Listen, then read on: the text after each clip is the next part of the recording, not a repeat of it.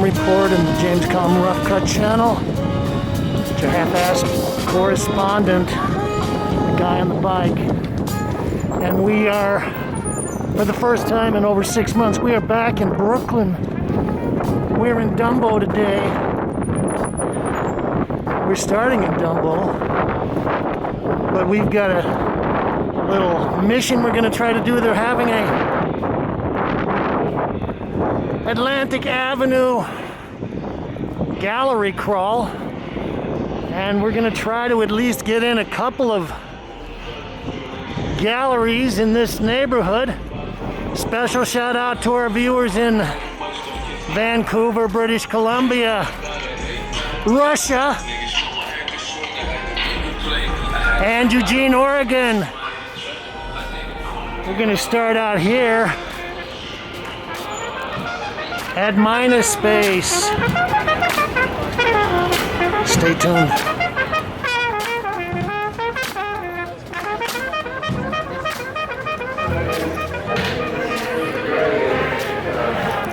Okay, so we're going to take a look at an exhibition by Joan Witek.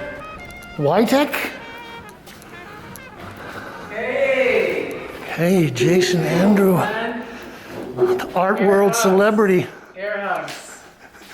Elbows. There you go, man. Okay, I'm going to... Looking good. Yeah, so are you. I'm going to look at the show. You want to come in and give us a little sure. talk about the work? Now, is it pronounced Joan Witek? Joan Witek? Yeah. And these are paintings from the 1980s. Yeah. So what are we looking at? This is acrylic on linen, oil on linen? This is oil stick. Oil stick. And graphite on canvas. Okay. I met Joan in the early 2000s, and she pulled out this painting from the racks.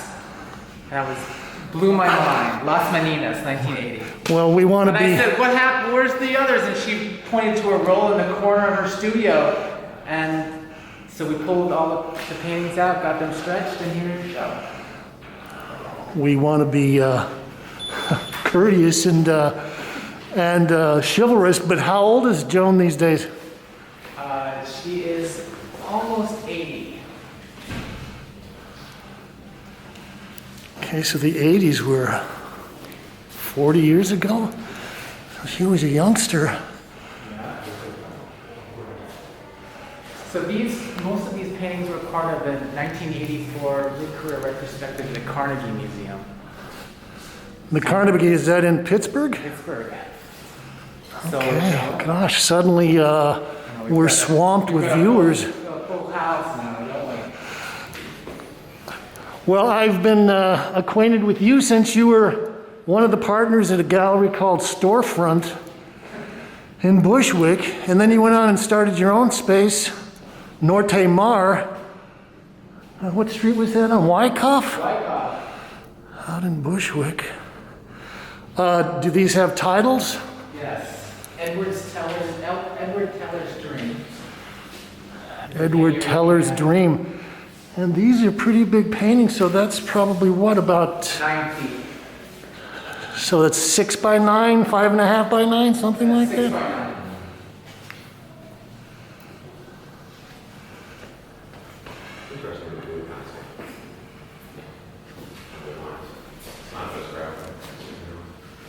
So were these pieces pretty much unseen since the show at the Carnegie, or has she exhibited? Exactly. Hasn't been seen since 1984.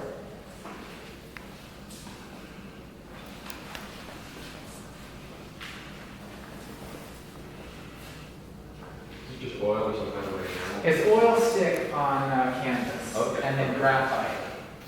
She wanted to sort of push the texture of the painting down Sure. and sort of muddy the surface a little bit, so graphite kind of pounded into the surface. Does she make any? Powder kind of process? Yeah. Does she make any statements about the imagery at all, or is it just kind of minimalism? Because I'm looking and thinking, I've seen some work recently that kind of relates to this form, shape, figure. This is called introductory glyph. So the interesting thing about Joan's work is the narrative beginnings, the narrative sort of subject that she starts with, and then moves to the abstract. So everything has a sort of narrative beginning. She was an assistant assistant curator of primitive art at the Met and at Brooklyn Museum. So she studied a lot of hieroglyphic, indigenous art forms, and the glyph is a big, huge thing that you see in the middle there, that big center image. And then she learned to sort of modify that glyph in very different variations in the next painting. Well,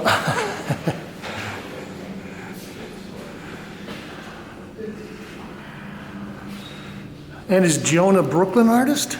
She's downtown New York, Tribeca. She moved to Tribeca in the late 70s. Richard Serra's her neighbor. Okay. So yeah, that's a whole neighborhood.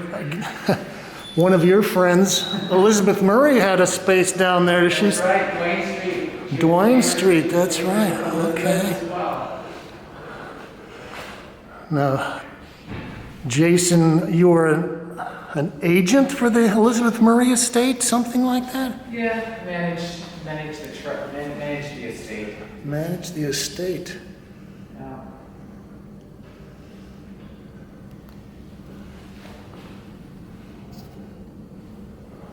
Does this piece have a title? He that be known and loved. He that be known and loved. And again, so this is probably 6 by 9 feet, something like that? A little bit taller, but A little taller. close to that. And is that cotton duck that she's working on? Looks like it. Yeah, okay.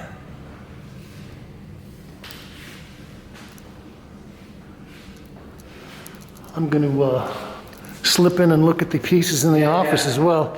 So there's 2 paintings and an early drawing. A drawing there from 1978. This is from 1985. This is the oldest painting in the group. I have to say that they have a little different presence when they're on I guess what you would consider like a large easel size. So this is probably 5 by 4 feet, something like that. Yeah.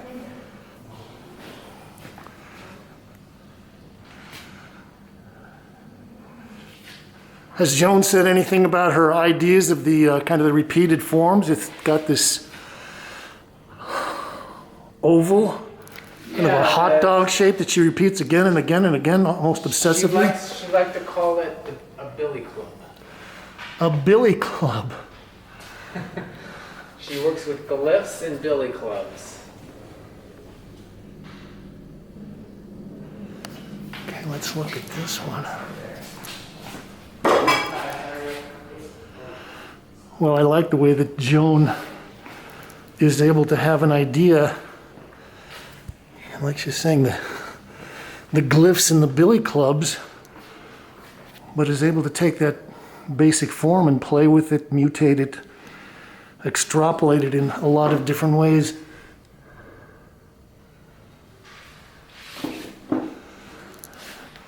And I think that the kind of the monochrome palette, the black, is a nice, simple, effective way to lay out your design and use your pigment. We're going to look at the drawing here at the last. Oh gosh.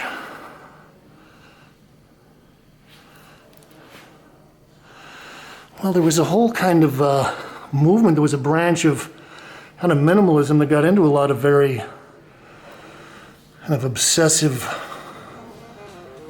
stroke making, mark making kind of patterns. Okay. Well, I got a special program I'm on today because they're having the Atlantic Avenue Art Walk. Oh?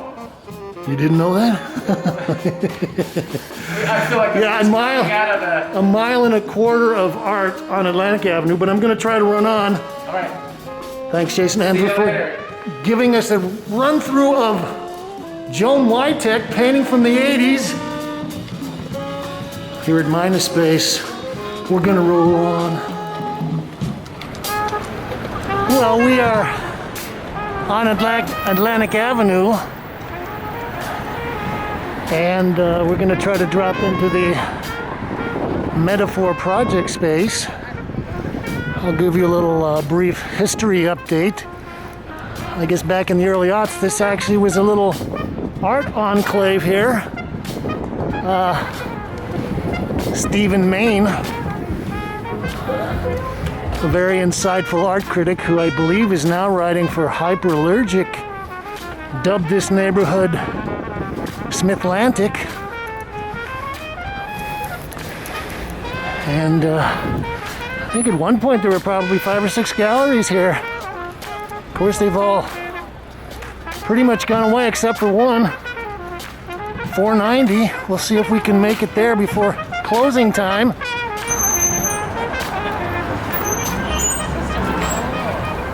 I feel like some art deco section in the office.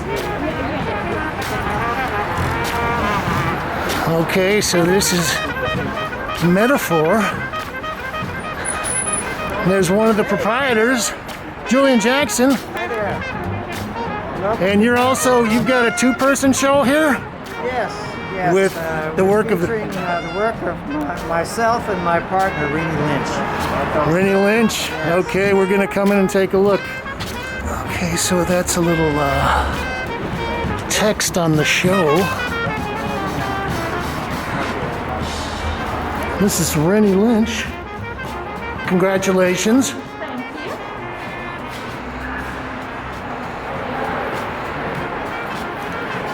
you. You want to tell us a little bit about the show? Well, this is our soft opening for METAPHORE Projects. METAPHORE Projects. Yes. And we're familiar with METAPHORE Gallery. Was that what it was? Right? When we were called METAPHORE Contemporary Art. That's right. And you closed that space, what? 2010. It's been 10 years? Yes.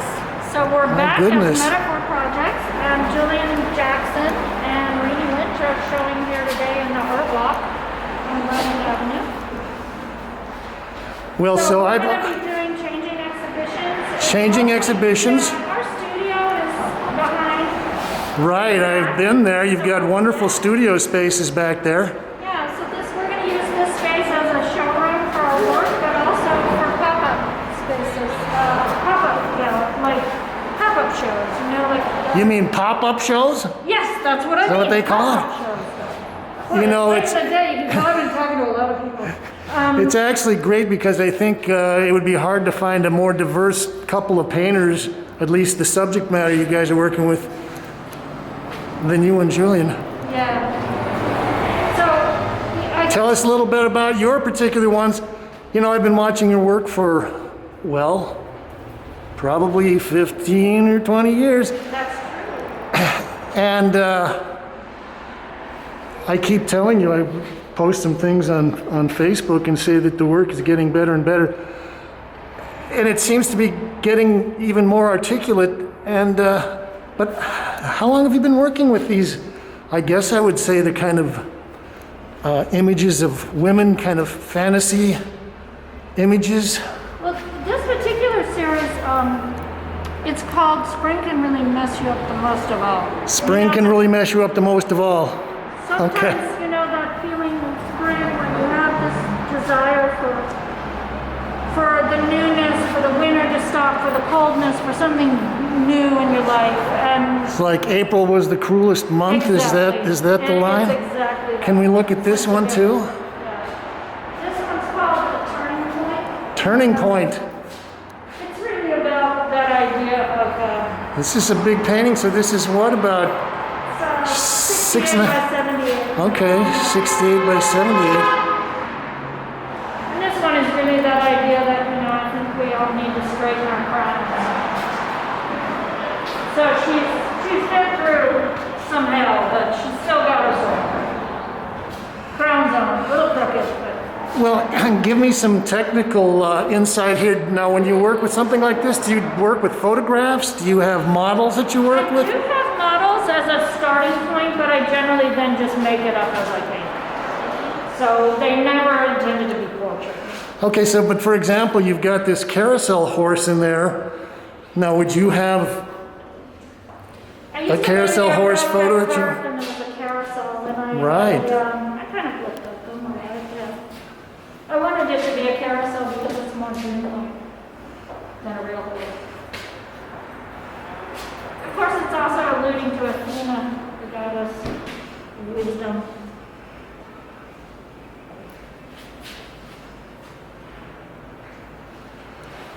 Okay, now, These drawings in the back are kind of very related to our moment. oh, we got like a little project room here. I hope there's someone there to catch this lady.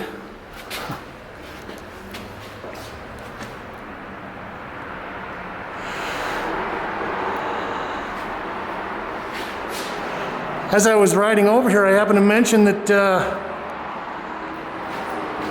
Metaphor and a few other galleries formed a kind of a little enclave here about 15 years ago that was called Smith-Lantic. Right. Would you like to give us a little historical background on your ideas and what you thought of that moment in Brooklyn art history? Well, I think one of the great things that happened around Metaphore contemporary art was this wonderful community that we Yes. built up. And I feel like it had a rippling effect that still goes through the art world. We showed a lot of people, and I think we gave a lot of people an opportunity to do something they'd maybe never done before or on a bigger scale and with a real free reign.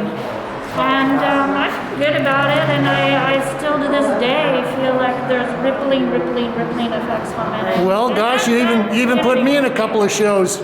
Yes. So it was Indeed. good. Indeed. And what do you think? I mean, those kinds of things come and go. What do you think made it evaporate? Any ideas? I think that the crash was not easy on those of us who had brick and mortar spaces. You're talking about the 2008 crash. Yes. I also think that art fairs in general have been really difficult for incubator galleries. Right, the little galleries that don't have a lot of money to shell out for the fairs. Are the ones that spend a lot of energy finding the artists, bringing them to give them an opportunity, and then what happens is to go to the next stage, then you have to art fairs are very expensive and very Yes, they are. time consuming, and they can really suck a lot of resources, both energy and money out of a gallery. The lifeblood, yes. And so I think it's really important for artists to have real places to show. Brick and mortar places, not just to show Absolutely. on Instagram. Yes, You can't understand I it go along- unless you see it in person. I go along with that even though I do videos. It's important for me. course you do. It's important for me to like go out and see the real stuff. Yes. Okay, Rene, let me grab your buddy out here. Time for your close-up. Hello.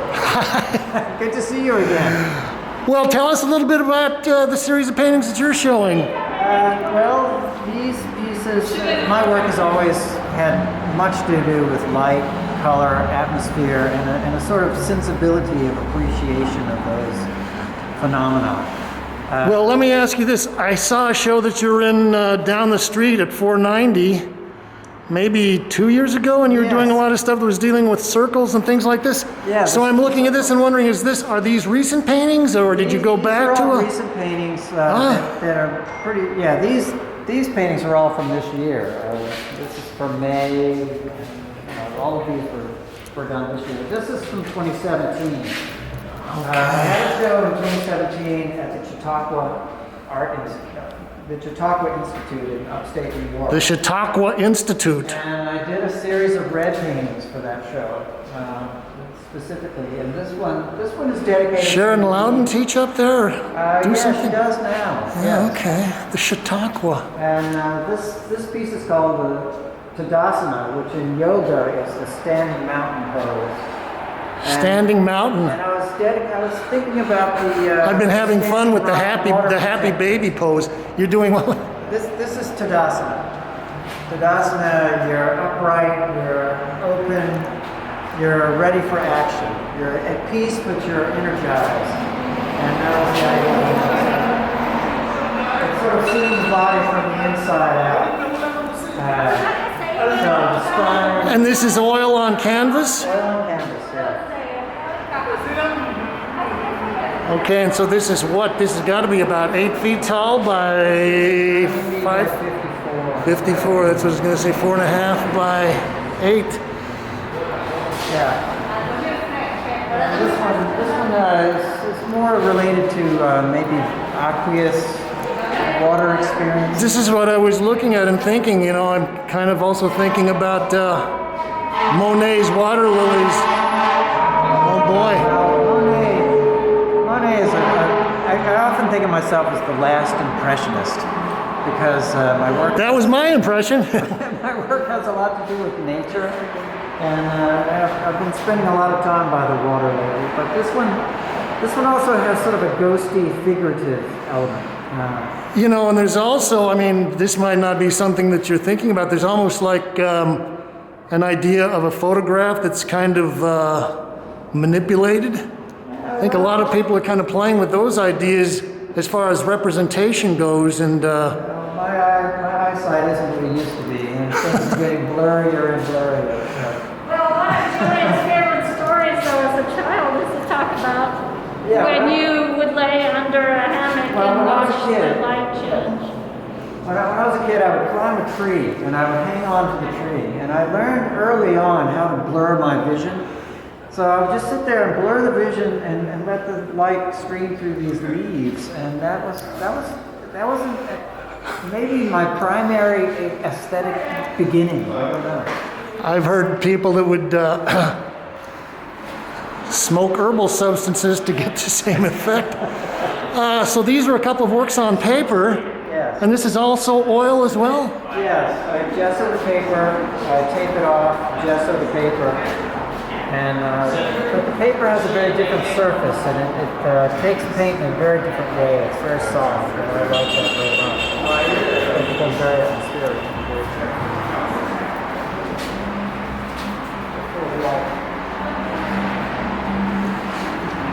So this is 30 by 22 inches? Is that arches? Okay. Yeah. Fabriano Artistico. Okay. So when you're working like this, are you intentionally thinking about creating a series, or you just feel like I'm in a blue mood today? Well, this was definitely a blue series. It's called States of Blue. States of Blue. Like many others of us, looking for a blue tsunami. Well, yes. But, We hope you're not heartbroken and you're going to go into a States of Red if that doesn't happen? Oh, you already did your red. I did States of Red. I did a series called States of Red in about 2015 or so. Okay. Long before I ever imagined what would be happening to our country, but they're not about politics. These paintings are about the same things: light, color, stillness, a kind of meditation.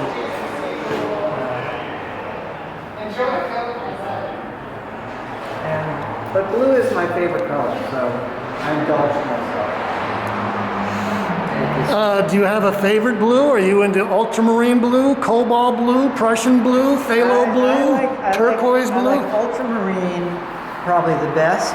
That's probably my favorite color. Ultramarine with a little white in it, just to give it that really deep. I love ultramarine.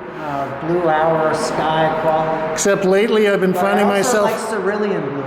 Cerulean. I love Yeah, no, that's beautiful. I find myself being attracted more to pure cobalt these days. I found my tube of cobalt blue at the bottom of my blue stack of paints the other day, and I'm going to dig it out and use it again. I used it a lot in around 2000.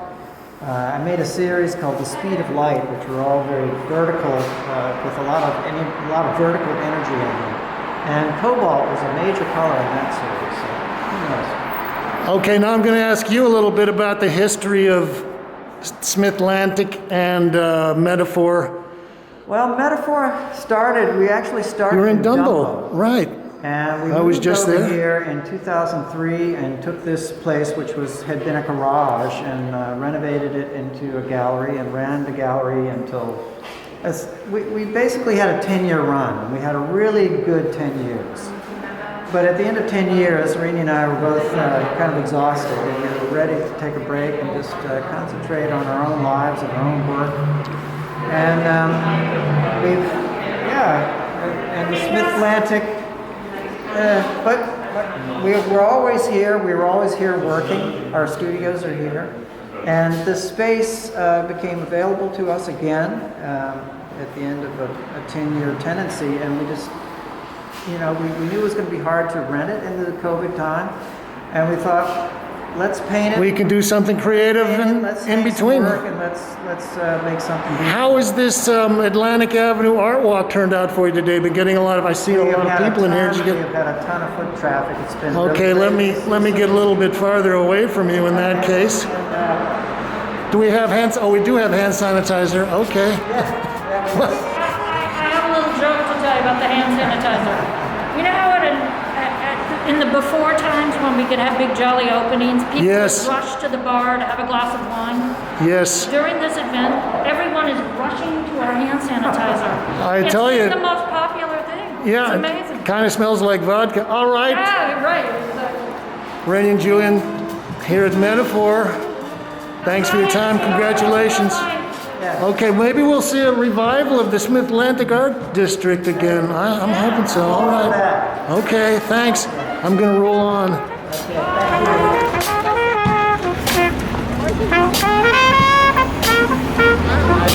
Hello. I'm good. How are you? It looks like you're a painter too. I try. Okay. My pants, this is the giveaway, and your pants, this is the giveaway. So this is just this scene here. It was raining earlier, Right. yesterday.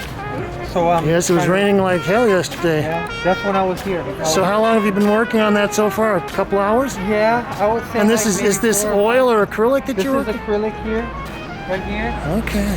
and this is my big old bucket of water. Yeah. Fall colors right here, the fall section. What's your name? My name is Omer. Omer. Yeah, and my Instagram is Jamtron Art. Give it to us again. Jamtron Art. Jamtron Art. This is all my art here too. Okay. And that's the Instagram at the left. All right. Thanks, Jamtron. Good luck. Stay dry. James Kalm. James? James Kalm James, come, cool. of the Kalm Report. Awesome.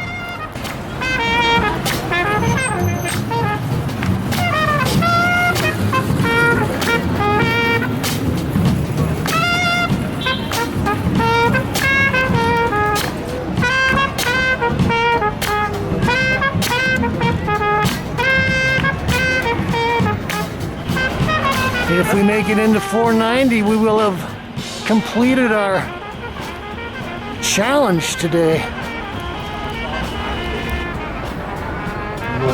490 gallery. Jim Edwards. Okay, we'll do the little fist bump here. I hope you're not too tired. I'm going to ask you some questions. Okay. Tell me what the title of the show is. Dandelion, and it's a group show. Carolanna Parlato Rap, is that who that is? Okay, Carolanna. And how about this series? Cecilia Whittaker-Doe. Cecilia Whittaker-Doe. Is that the wife of John Doe? Is that- Don, excuse me. Don Doe. It's kind of close. Okay, we'll kind of make a little sweeping stroll through the exhibition. Several pieces by Rachel Youens. If I get 10 people in a day, it's busy.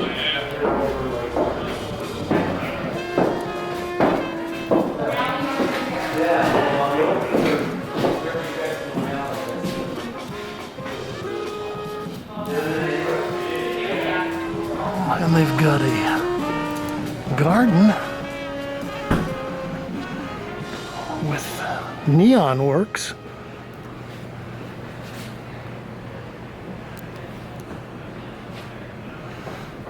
Come to some nice openings here. Okay, so this is a piece by Rachel Youens. Yeah. Is this spine? I think it is. It It's says number one. number one, yeah. Oil on linen, 22 by 42. That's it. Well, I've known Rachel for a while. Yeah, So she's got a really cool studio. she's teaching at Brooklyn Polytech or something Yeah. like that? Yeah, Brooklyn Polytech, okay. And, well, her latest body of work that I've been watching is dealing with a lot of tabletop still lifes featuring loaves of bread. Yes. And she's- I would have to say that's her main focus. I've seen her do little kind of New York City work scenes of construction crews and things like that. I've done it a little more naive kind of attack, but these are very, say seasoned. Is there more Season. downstairs or just There's art down, like okay. stuff down there, but that's not. This not is the part. Tom Lawson. It's titled Pretty Much. Latex oil and joint compound on masonite. Gosh, I wonder what Tom does in his spare time. Anybody It's that's in kitchens, and gonna say anybody that's got buckets of compound, joint Well, compound yeah, laying around, yeah. it gives me a tip. Right, well, he's working, this stuff is coming out of the construction sites that he's working on. Right. So as they're peeling up getting ready to open up the house or the kitchen or the cabinets, whatever they put in, he's taking this stuff and any kind of paint that they're throwing away and Putting it to different putting it uses. together, but really kind of finishing the incidental that was already there. Strangely enough, it does kind of relate to Carolanna Yeah, and her pouring. yeah. Okay, so we've been looking at Carolanna's work for a while as well. Yes. I noticed she had something, she got a public commission for a piece up by Times Square someplace. Yep. Big paint. I think Carolanna has kind of simplified her compositions, even though this is just poured. There was a period when she was getting a lot of kind of marbleization kinds of things. Okay, we're just going to sort of slide across Cecilia's stuff. I think Cecilia's got a little, at least she has had a little gallery that she keeps open in her space. Yeah, what is it? No sweat, no sweat. It's 65 pounds of These are oil on birch panels. Fact imagination. Dare blaze like the trees. Okay, so this is actually kind of interesting. She's using India ink and oil on panel.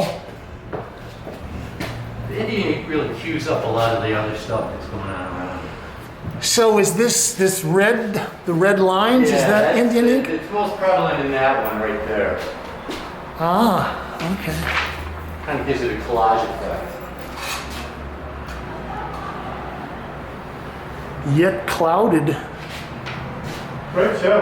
I love it. 18 by Are you 18. doing this tomorrow too? I'm going to be open on weekends now until this 22nd. Well, you can go back in the files and see a Dumbo show. I think it was at Maybe the people on site are Valentine, maybe? keeping it. A couple of years I ago. didn't see the effort, but I think the reason why I'm closing on the 22nd is because this Some event new will- discovery. So it's been a great thing for the avenue. It's better than Sometimes it makes me, some of these passages make me think of David Hockney. Yeah, and just nicer. Hey, thanks for coming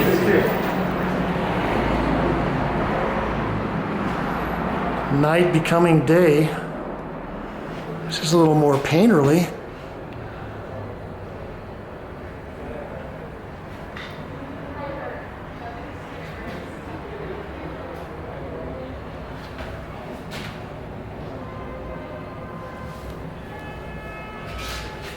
Okay, let's go to the central gallery. More by Rachel.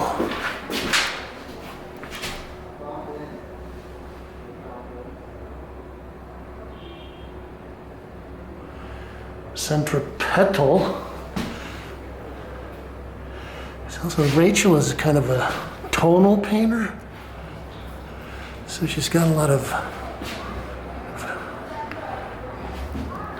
grays, earth tone. Okay, well, they're doing some business, or at least they're getting some visitors here today. This is titled Still Life with Picture. 22 by 40. Okay, you can have this piece for $5 grand. I kind of like Rachel's rugged stretch jobs. I mean, they tag along with it. Tom Lawson, Julian, Cecilia with Youens. Yes, but there's no image. No, there aren't. And we can get information on all your Yeah. We can go by your RC pages, all that stuff. More by Tom. Yeah, okay. No, it's completely up to you. Yeah, okay. Okay. And we'll let you know. Okay. So I'm seeing a lot of, well, maybe not a lot, but some paintings that are obviously carrying on the tradition of the New York School of Abstract Expressionism. And I would say that Tom was kind of in that category, although by using the joint compound and maybe the masonite, it kind of puts it in a little different category. Although a lot of the abstract expressionists were doing other things like carpentry. William de Kooning was a house painter for many years, at least made his living, subsistence living, doing house painting.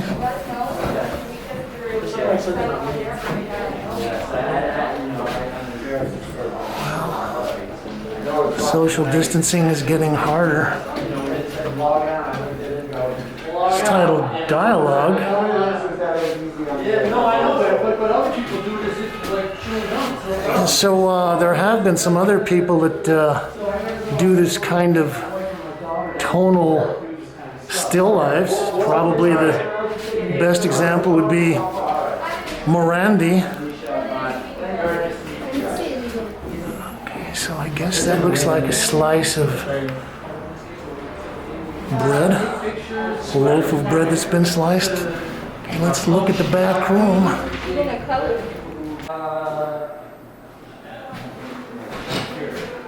This piece is Going North, 2019. This is 30 by 40.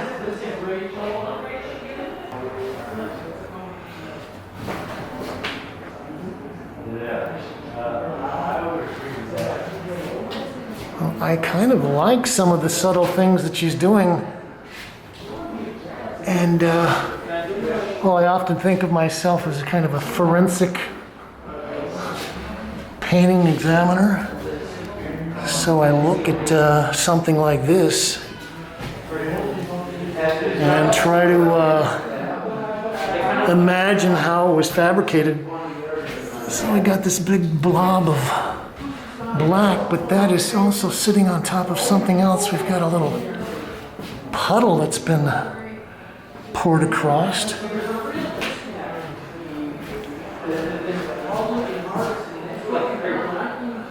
Carolanna has gotten to have a pretty wonderful color sense. Very simple, but yeah, it works. And these are all by Carolanna here in the back room.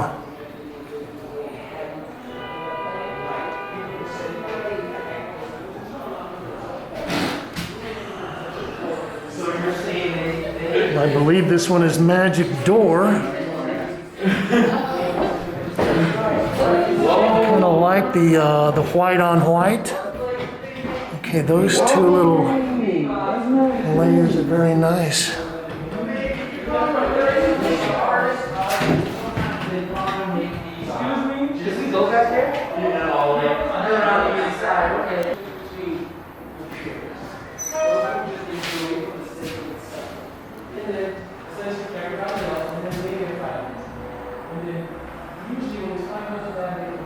This is Slider, 2019, 16 by 12. Okay, so basically we've just got some white and off-white and blue, but we've got some beautiful shades of blue, a dark ultramarine blue, turquoise blue, a grayed out cobalt, off-white there, and you can kind of read what she was doing by seeing which way the drips are flowing.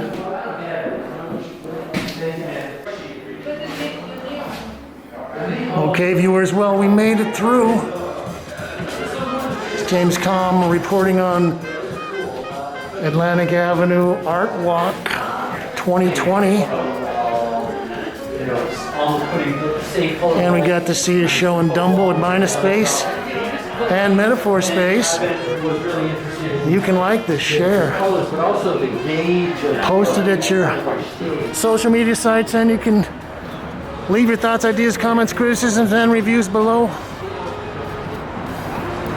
We just ask you to say, socially distance, say thank you, Kate.